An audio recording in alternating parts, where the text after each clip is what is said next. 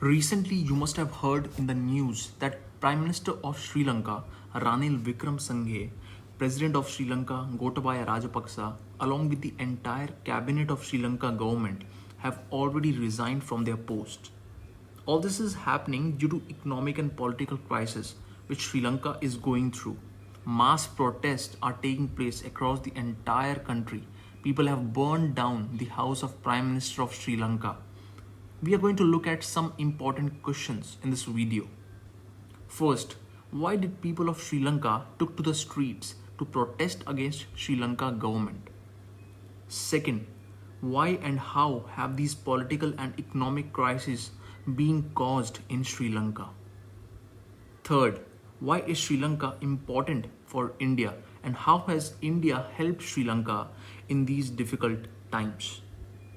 So, to understand this issue, first we need to know a little bit about the political system in Sri Lanka. Sri Lanka is a semi presidential representative democratic republic. The term semi presidential here means that Sri Lanka has a mix of both presidential and parliamentary form of government. For example, President of Sri Lanka is the chief executive head of the union government, which is a feature of presidential form of government, just like we see in the United States of America. Whereas in Sri Lanka, we also see Prime Minister and a cabinet who are collectively responsible to legislature for the actions of the government, which is a feature of Westminster or parliamentary form of government. Sri Lanka relies on a multi-party system for elections, just like India. That means when elections are held for the parliamentary seats, various parties take part in these elections. Unlike in the United States of America, where elections are dominated by only two political parties, that is, Republicans and Democrats. But still, for decades, only two political parties, that is, Sri Lanka Freedom Party and the second, United National Party, have dominated the political scene in Sri Lanka.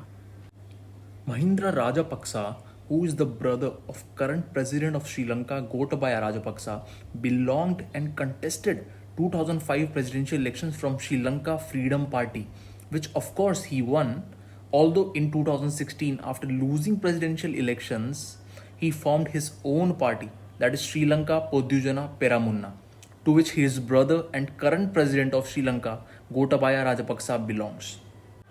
Whereas Prime Minister of Sri Lanka Ranil Wickremesinghe, who resigned recently, belongs to United National Party.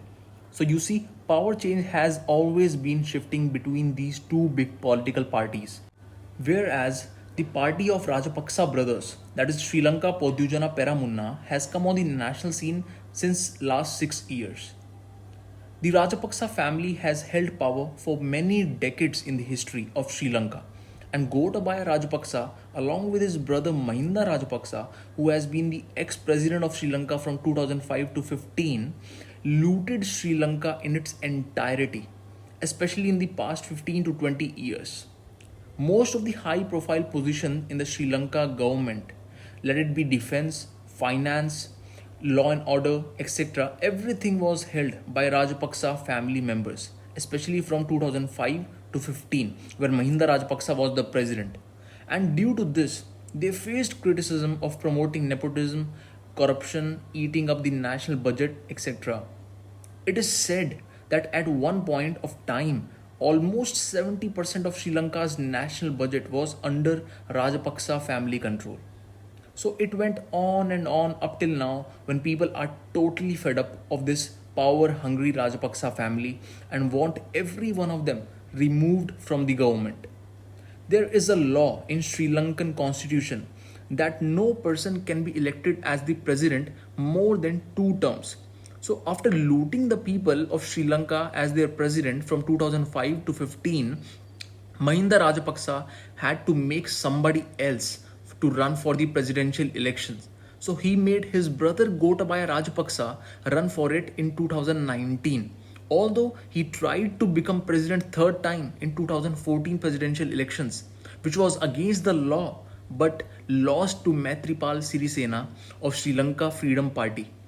And then this new government changed this law back to its previous state, which says that a person can be the president of Sri Lanka at the max 2 times.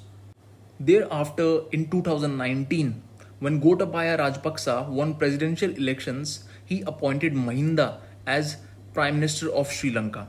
This way, they appointed their own family members to high influential posts every time in the past 2 decades and continued to grab more power in their hands, with major portfolios being given to their own